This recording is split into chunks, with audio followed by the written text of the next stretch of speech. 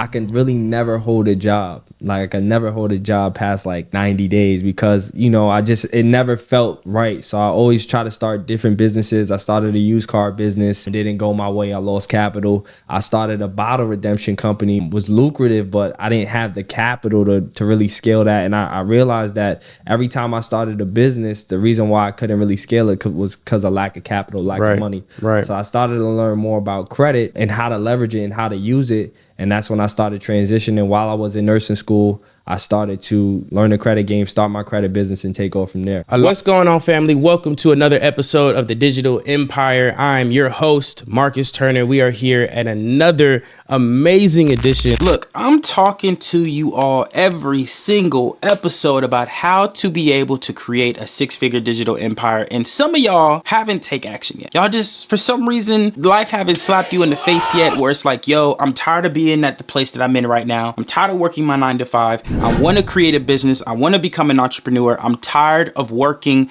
for someone else when they don't even care about me. Look, I have something for you. I was working a 9 to 5, literally not even a year ago. It's going to be a year this year that I have been able to leave my 9 to 5 to be able to come to you guys and show you how I was able to leave working at Papado, 101 Steak, Ruth Chris, all hospitality places, y'all, to now being able to break 100K months. Literally, this is what happened. Let me tell you, I was able to break 100K months in 6 months to be more exact. And I'm going to show you exactly how I was able to do it and how exactly I was able to do it from working a job, creating multiple 4 to 5 figures while working my 9 to 5 to then leaving my 9 to 5 to then scaling my business. Y'all, I'm going to show you how to fund your business without using your own money. There's so many things in this book that I could be charging tens of thousands of dollars, and I'm going to share with you how exactly I did it and with pennies of the dollar. It costs $10, y'all. Worst case scenarios, you learn something more and profit off of it. Okay, so look, click the link, thedigitalempire.ebook.com. Get the ebook, y'all. Look, y'all know when I bring people on this podcast, we bring the heavy hitters. We are not bringing the people who make a little bit of money here and then drop off the face of the earth. We don't bring one hit wonders on here. We bring the bag. We bring the people who secure the most and the best bag and quality bags at that. So I got my man, and you already know they got to introduce themselves because I want them to be able to edify. Not only do I edify them, but they need to talk about themselves too. So my man, can you introduce yourself? What do you do? Yo, what's going on, y'all? My name is Gladimir the Bousquet, 25-year-old entrepreneur. I'm a business consultant. We focus heavily on credit and credit funding. You can follow me on IG at Glad Credit. That's what most people know me by. But happy to be here and connecting, bro. In this podcast, I like to make sure we get before, like what happened before you got the hype now. Right, so of course you got following, you got hype behind you, you got the bag behind you. But like, what did it look like before? Like, what did the OG Gladimir look like? I mean, I would say, I was always interested in entrepreneurship. I had a job at Target. I worked as a DSP, a direct support professional, because I was going to school for nursing, and I can really never hold a job. Like I could never hold a job past like 90 days because, it never felt right. So I always try to start different businesses. I started a used car business. It didn't go my way. I lost capital. I started a bottle redemption company. It was lucrative, but I didn't have the capital to really scale that. And I realized that every time I started a business, the reason why I couldn't really scale it was because of lack of capital, lack of money. Right. So I started to learn more about credit and how to leverage it and how to use it. And that's when I started transitioning. While I was in nursing school, I started to learn the credit game, start my credit business, and take off from there. A lot of people have the stigmatization. I'm going to hover over the nursing part, right? A lot of people have the stigmatization that nursing is only for women. Right. So how were you mentally able to break that barrier of that stereotype as a man being a nurse? I think maybe like before, like there was definitely a heavy stigma. I think it's still carried, but I think there's been a lot of growth in regards to that. So me coming into nursing, my brothers were in nursing.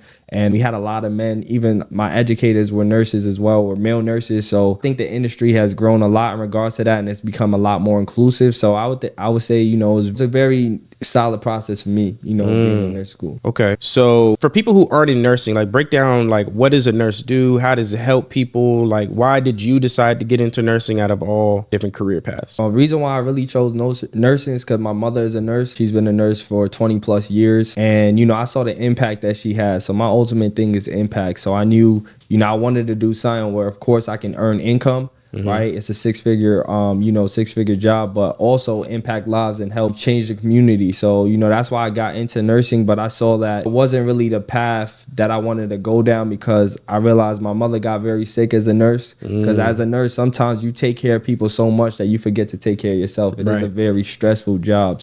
As I started to see that, my mother worked very hard, worked 2 jobs, but we didn't really have nothing to show for it growing up. We struggled growing up. Pops was there, but it was still tough. So that's why I wanted to really transition and find something that I could build wealth in and build solid income in that family can now have, and my future family can have wealth as well. Nice. So let's talk about generational wealth real quick while we're on the topic, because we're big on generational wealth. We're big on family business. We're big on anything that's revolving around passing on legacy wise. So can you break down how does credit actually build generational wealth for children's children and for their legacy? Yeah, I like to think of credit as access. So that's what I call credit. Credit is just access to power, because we're not born in a trust. Unfortunately, I wasn't born in a trust. I wasn't born into any wealth. So there's no capital waiting for me to use to basically fund a business or create income. So what happens with the credit is if I have a 680 plus credit score and I have solid data points, I could get a brand new business and get 100K in business credit. And now I'm in position to start creating income, right? As long as I have a strategy, a proven plan, I can create income. I can get a mentor, right? I can invest in a mentor who can teach me, and I could really put that credit to work and help myself make some capital.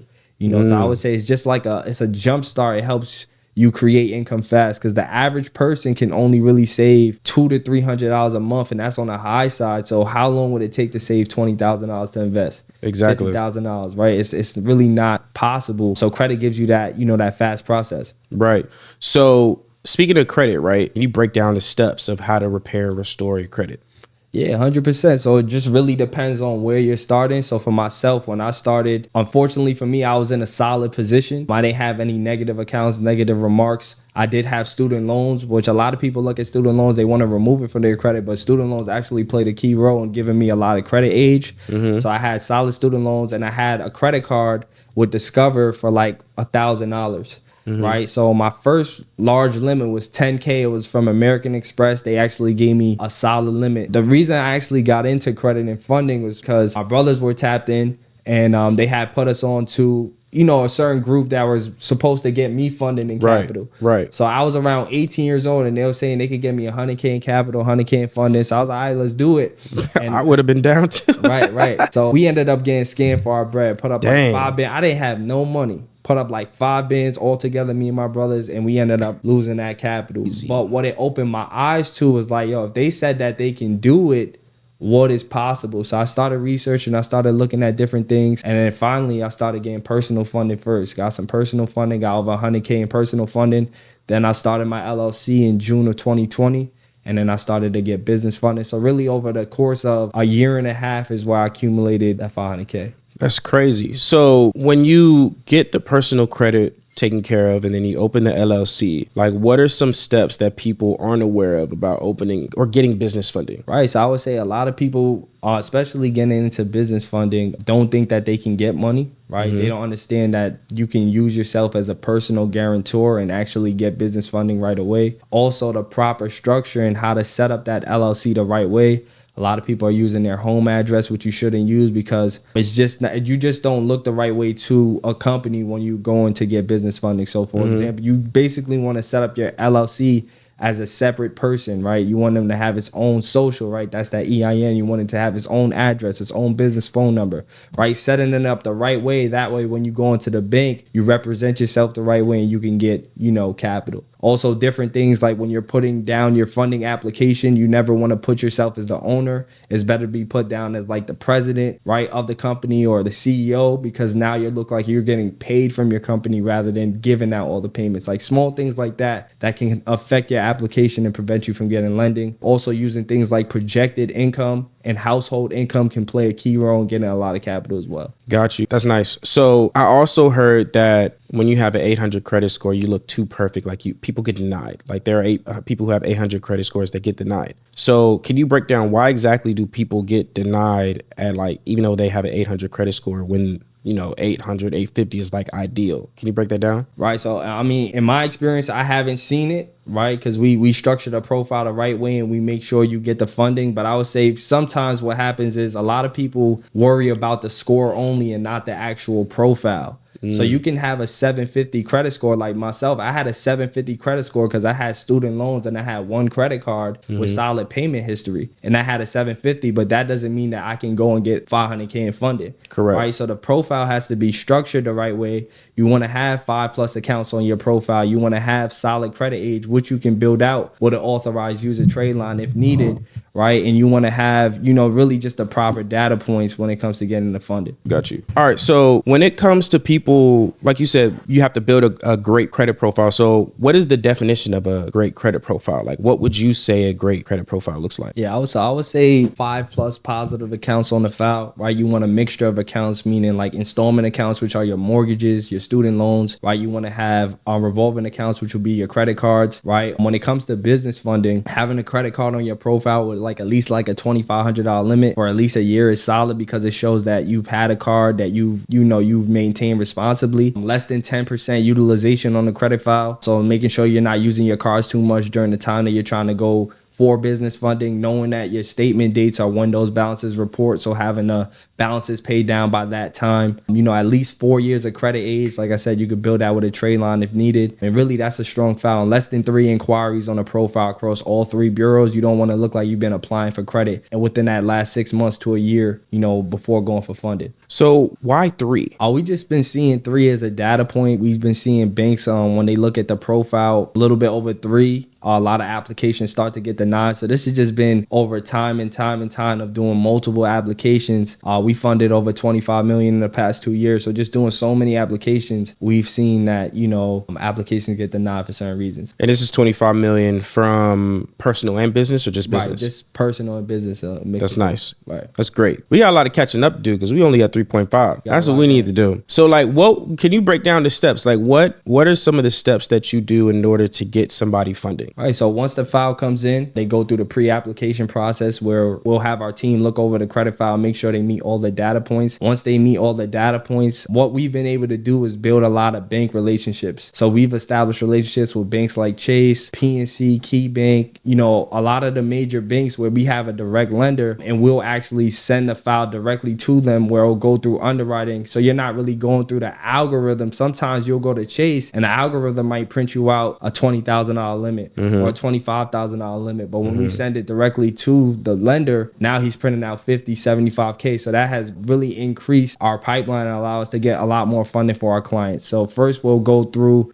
our major banks that we have relationships with, still building more relationships. And then once they go through all of that, then we'll start stacking and doing credit card stacking where we'll get multiple cards, multiple business credit cards for our clients at 0% APR. And then, help maximize and get them the most amount of money. Now, if they have 2 years or more, we can get lines of credit as well. And then it keeps going depending on, how much money they need. Can you break down for the audience why APR is important? Like what is APR? Why it's so important for them to be aware of? Right. So that APR, credit cards just have insane APRs, meaning that you're going to pay a lot of interest on that capital depending on the balance that you leave on it at the end of the month. Right. So the reason why we love 0% is because if you have 0% for 12 to 18, sometimes even 21 months, you can use that money without having to pay the bank back and pay interest. And now if you have a solid play, right, you can flip that capital and really it's like free money in a sense, not free that you have to pay it back, but free for the time that you're using it.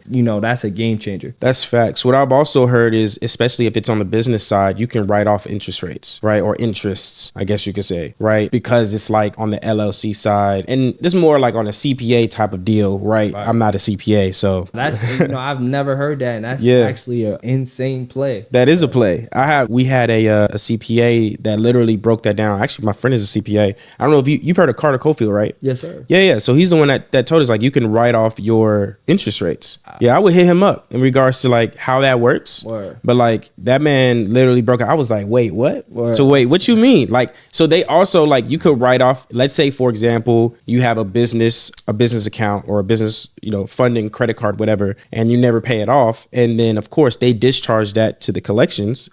You can write off that. Wow. Because technically they discharged it and paid taxes on it. So you can write off the taxes that they discharged. Right. It's a whole play. Like, he would be better to explain that. But like, bro, there's a whole system on like how to even get away with like collections on the business side. Personal side, it's personal. There's only so much you can do. But on the business side, you can write a lot of these things off so you don't really have to pay for it yourself. That's what I do know, man. That thing, just talking about interest rates, I just know that, the audience may want to know that play for sure. Nah, 100%. That's what this is about. That's why I love even getting in these rooms and connecting, because you always learn something. One thing that I learned, even in business, doing well, is stay a student to the game and learn information like that right there. I'm gonna take that.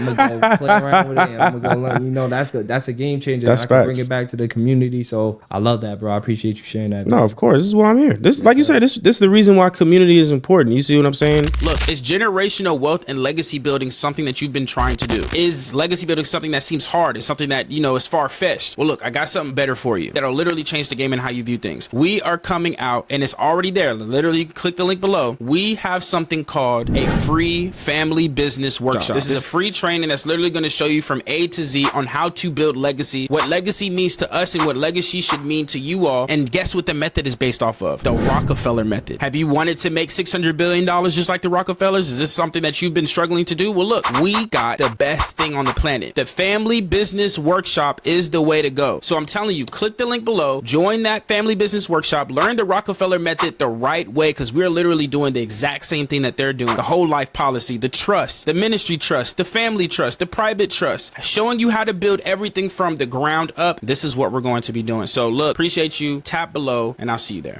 So like, talk about your community. Like, what have you been able to impact the community? Because there's a lot of different credit specialists out here, credit people, gurus, whatever. So like, how can you define yourself as different from everybody else that's been doing credit? I would say, my girl gets on me this a lot for this. Even my bros, they be like, yo, you overextend yourself a lot. And I feel like that's what separates me, because I actually want to see my people win. A lot of people, they sell programs and they sell courses with fluff in it, and they, they'll give the information, but they don't actually help. But my community, we actually hop on calls. Like, I'll hop on a private call with my, with people who purchase my program, because I actually walk them through the process on repairing their own credit, because they're learning a skill. And I walk them through the process on getting funding and getting capital. If they have extra questions, we have a Facebook group for it. So we actually just built, a whole community that actually wants to support and see our people win. So, first I started on the mentorship side, mentored my first mentee back in like 2021. After he tapped in with me, it's actually my bro from a long time. And he said, yo, I want to learn this. And then,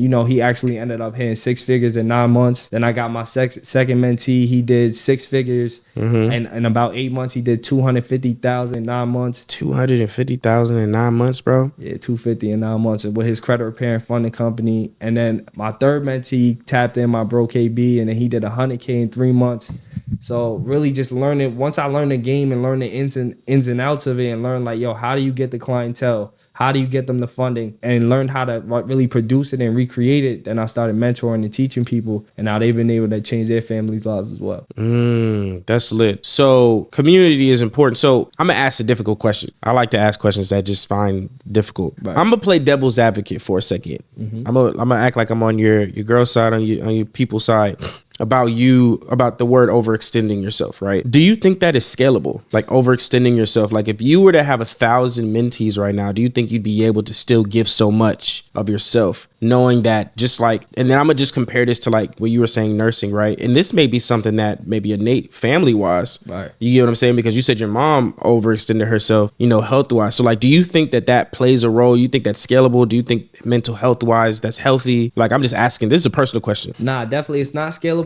Right. And I had to learn that, I had to stop overextending myself and stop giving myself, because like you said, it could be family, it could be innate. Growing up, and as I started to take therapy, because I am in therapy with my therapist, and she told me like, yo, people pleasing is a big thing, and you learn it young, and you often want to do it so much because you feel like that can be your value. Right. So I had to start seeing myself and seeing my own value, and seeing that, like, yo, you got to step back from this, and you got to set boundaries, because although we run businesses and we want to provide, boundaries have to be in place. Yeah. So now people can't call me at 11 o'clock, 12 o'clock no more trying to fix their credit. Like, you could reach me between this time and this time. And I had to learn to be okay with that. And I had to start building the team. Like, I bet you're going to be on the support side and getting a team in place. And I realized that every time I step back from my business and replace myself, I made more money. You make more money. That's what I'm saying. It's crazy how that works, don't it? Nah, it's insane. So, from there, it's just like, learning that. I still struggle with it. I'm trying to be there, but now I've stepped back. I've set the days to lock in with them, and I have a team in place now. So, still providing the same value. It's just not me directly. Right. So tell me about Credit Equals Power, right? Is that your brand? Is that something that you promote? Like, tell me about that. Yeah, so it's a company that me and my brother created, Credit Equals Power LLC, really just structured around just promoting credit and what it's been able to do for my family. I really do believe that it does equal power, especially if used the right way. It does take a lot of discipline, but when you're using it the right way, it's a game changer, and it could change a lot of lives, especially the minority community. Got you. So how does, can you give the definition of what you feel Credit Equals Power means? Go more in depth for the people who don't really understand how powerful credit is, like why that specific name and what's the meaning behind it. Right. So I would say credit equals power. What it means to me is just opportunity, right? I'm big on poetry as well. I do a little poetry, and I wrote something recently. I'm gonna release it. Y'all gonna see it, but it was really impactful for me because it's just like, yo, why didn't they tell us this? Right. Why didn't we learn this earlier on? So when I think about credit equals power, I think about all the opportunities that we missed out on for the lack of information, for not knowing it. So it really means so much to me that, now we can have these opportunities, and now that the information is available to us, to take action on the power that we have in your hand, because it's a game changer. Exactly, man. I'm glad you said that, because I really feel like our community gets the last, and we're the last person to know all the information, bro. That's crazy. It's quite annoying, to be quite honest with you. The fact that anytime we try to get something, they try to change it up. It gets even harder to even try to delete things off your credit report. It's quite irritating how when we start getting in the game, now they don't want us in the game. You know what I'm saying? So how do you, as a person who's doing funding credit repair, how do you manage to get over these hurdles that they like to bring upon our community? It's tough because, like you said, the game is always changing, but like you said, you got to remain a student and you always got to stay learning. So I'm in a lot of communities where just information is dropped. I'm always studying new things, new ways to, new ways to get funding, new ways to repair credit, because the game is always going to change. So if you stay in, primitive ways, then you're going to get left behind. So, even with AI incoming, there's different things you can do. I was just about to say that too. That's big. So learning how to implement AI into your funding company, into your credit repair company. They got Metro 2 compliance now, where you can use, different companies and software with AI to dispute your credit. It's insane. Right. But if you don't learn these new things, you definitely are going to get left behind. 100%. So how do you, this is a personal question. Are there any funding softwares out there? AIs? So I know one of my guys, close friends, he didn't release it yet, but I think he's definitely working on something special, man. So y'all can look out for that. That'd be but lit. I have heard of some, but I haven't seen any, any out there really being promoted. Right. That's what I've heard too. What about AI for credit repair? Do you have a recommendation for people? Do you feel that credit repair, AI credit repair, is efficient? So yeah, I would say for a company that I've been using with my credit repair business that has been super solid is a company called Dispute Panda. They actually have AI built in where they use Metro 2 compliance, but you also can use factual disputing. You can use compliance. You can use laws, right? You can put that into your custom messages. So it's a great system, and you can leverage it to, repair your client's credit. I've been using it. I teach how to use it for my students, and it's been a game changer. It definitely has, its perks. See, we use the same thing. See how that works? Right, that's fine. You know what I'm saying? Dispute Panda is lit. I don't know what it is about that software, about that AI, but it hit different. You know what I'm saying? I don't know what it is. It just hits so much different than any other AI tool. Have you heard of this primary trade line called cred.ai? I've been hearing more about it, but not fully. So I haven't really I think one time I tried to apply for it, but your account, they're really high tech into it. So they know if your accounts are frozen or not. So of course mine was frozen, so I couldn't get it, but I would have. But cred.ai, they give you a whole card. It's like a horse, it's like a high tech primary trade line in a sense. You know what I'm saying? But cred.ai I know is a really good trade line for payment history that people can use for their credit reports. I know that. But how do you feel about like those trade lines, like the AIs that they're trying to implement on trade lines nowadays? I mean, I think I'm open to it. You know what I'm saying? I'm open to, all the new innovations because I think it's just going to serve to, you just got to get with it because it's coming, right? So all you can be is open to it. I still recommend still doing the things like going and creating those bank relationships, doing the secured loans with banks like pledge loans like Navy Federal,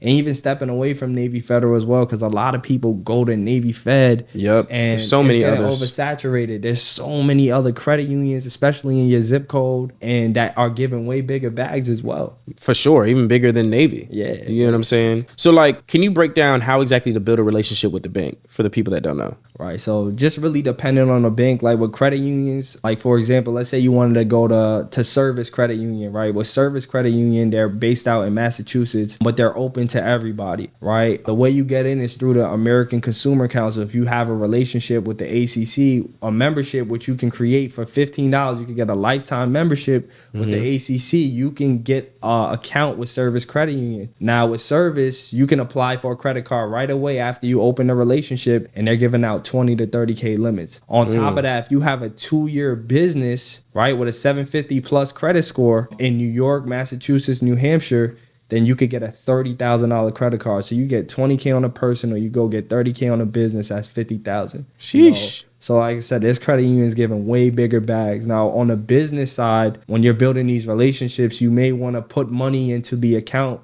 Maybe put $1,000, $2,000, whatever you have, and you want to let that money sit in season for 30 days, right? And you want to use the account. You could go to Office Depot, maybe swipe $10, $5. You just want to show usage, show the bank that you want to stay with them, right? You're really nurturing a relationship with them, right? And then you want to put some more capital in there when you can, and then you want to apply for lending because now that relationship is is more seasoned. So the more capital you can put into a bank, the more funding you can get, right? You can put 10 to 15, and it, like I said, it doesn't even have to be your own money. Let's say you go to Key Bank, right? You go to Key Bank and you get $50,000 on a line of credit. Now you pull from that line, you pull out 10, and you go to Chase, you throw 10 in the Chase, you let it season for 30 days, right? You're paying low interest on that Key Bank line of credit, but now what happens is that money sat in Chase for 30 days, and now you apply for lending with Chase, you got new money. Now you take that bread, go to the next bank. You don't got to do it all at once. A lot of the times people think you got to sequence everything, but you can take it slow and really build up your capital. That's nice. So if you look, y'all heard that play, right? That was a bar. That was a real bar right there. So tell me, where do you feel like, I'm going to ask this question, like, where do you see yourself in the next 5-10 years within this business, especially since like credit is now becoming more difficult? Do you still see yourself doing credit? Do you still maybe delegate that? Do you see maybe selling the business? Like, where do you see yourself in the next 5-10 years? Yeah, I mean, I've been in this game for 3 years. It's not a long time, but I really have been falling more in love on the real estate side and wanting to learn it. That's why I came out here for the the real estate event, and I just want to really dive deep into that. So that's really my next plan. I will stay in the credit space and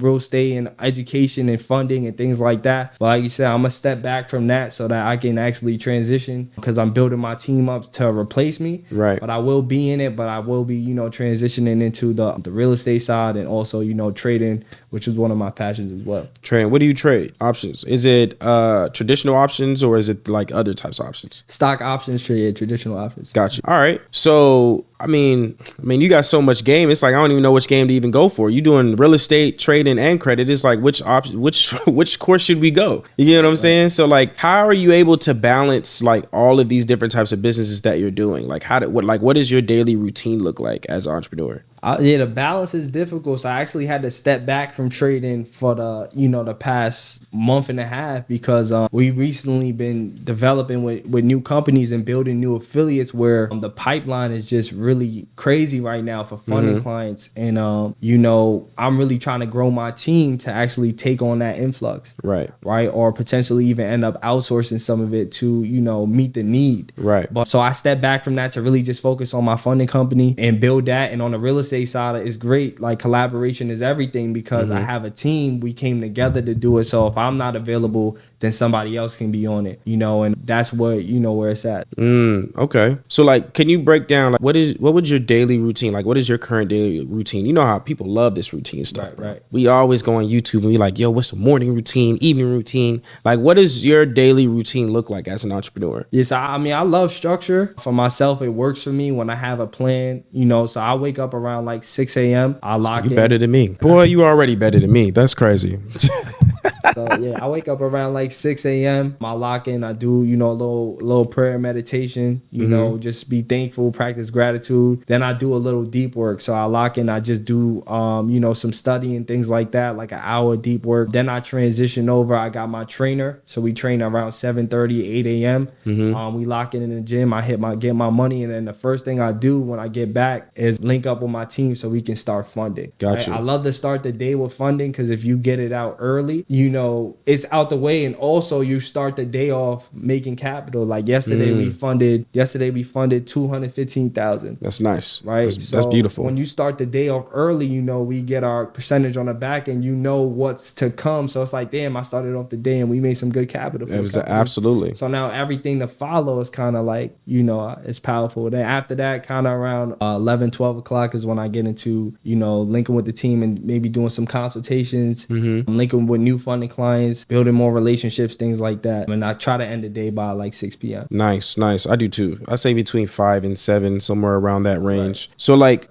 break this down for me. This is a personal question. What does your funding team look like? What positions do you have in place to make sure that your funding team is running? Right. So we have our onboarding team. Right, we have one person on the onboarding side where she just takes on clients, make sure the profiles are ready to send them over to us, and then I operate still on the funding side. I still push applications. I know a lot of people say to step away from it, but I just like doing it. Yeah, I mean if you like doing it, that's different. Right, so I like pushing out the app. So I have myself and my brothers also operate funding companies, and so we work on the apps together and we push out the applications. Nice. So the onboarding is pretty much just them coming to you saying, hey, we have an application that is ideal. Right. And then the onboarding person is like, all right, cool. This is the steps that they need to take. And then I'm guessing they delegate it to you all and then you take over. Right. So it's pretty much systemized. We operate with Go High Level. So we have our onboarding form. So you have once the pipeline the forms and all come that. in. Yeah. So the pipeline is fully set up. They fill out the forms. They give all the information that we need. That once it lands on our desk, like we really don't need too much. We may connect with the client because we have to set them up with our lenders, like our direct bankers. But really it's a smooth call. We love to build a relationship with our clients, make sure they have the proper tools in place. I like to always hop on a call with them because some people, when I learned early on, especially when I was funding, it kind of made me a little depressed because I realized that, I was funding a lot of people, right, but they weren't doing the right things with the capital. So I was making money, but, on the back end, they weren't really doing much with you found another problem that needed to be solved. Right. Yeah. So like, what did you do to solve that? So now what we do, so what I offer now is like whenever a client is looking to get funding, we wrote it in that, a mentor is mandatory. If they don't have a solid business plan, a mentor is mandatory. And we actually will pay half of their mentorship up to $5,000. So whatever they want to invest into, we'll actually put up capital with them to make sure that they get it. That way, we're seeing high success rates because now they're getting the money, they have the mentor, and now it's up to them to really put things in position. Interesting. So from the funding that you receive, you also reinvest back into your clients, 5,000. And then and I'm guessing they choose the mentor, or do you choose the mentor? So we have relationships on the back end with certain mentors in place, but if it's not a lane that they want to get into, then they can choose the mentor, but we just help them vet them and make sure it's the right play to get into. That's smart. That's very smart. Especially most people won't invest with them. So that's an edge that you all have over any other credit company. That's smart. That's very intelligent to do. So my man, how can people get in touch with you? Like let them know what you do, what you bring to the table. Like how can they follow you, bro? Yeah, so you can follow me. My major page is @glad_credit. Drop a lot of free gems on there every day, so come join the page. If you feel like you're getting some value, hit me up in the DM, my team will connect with you. and we can build and grow. Man, look, y'all heard it here the best. This man is killing the game. He even investing into their mid. People don't do that, y'all. That's why I always bring people that kill the game. So look, are you looking for a like-minded community of people who are trying to build a digital investment and digital entrepreneurship business? Well, look, we got something for you. You are listening to this podcast because you want to build a digital investment or become an entrepreneur. Well, look, we got a big community down below in the description. It's called the Digital Empire Patreon. This is something that only people who have joined and listened to this podcast. So this is an exclusive people. You have to listen to this podcast just to be able to get to this Patreon. Okay, so go ahead, subscribe. It literally costs you less than a coffee. Get in, go ahead and just join and get the free content that is a part of that. And I'm telling you, y'all, this content that I'm breaking down, I'm not putting out in public. So you must join in order to get the exclusive stuff that I can't even say in public. So look, y'all, just tap in, just click the link. Your boy is out. Appreciate y'all, and I'll see you in the next one. Peace.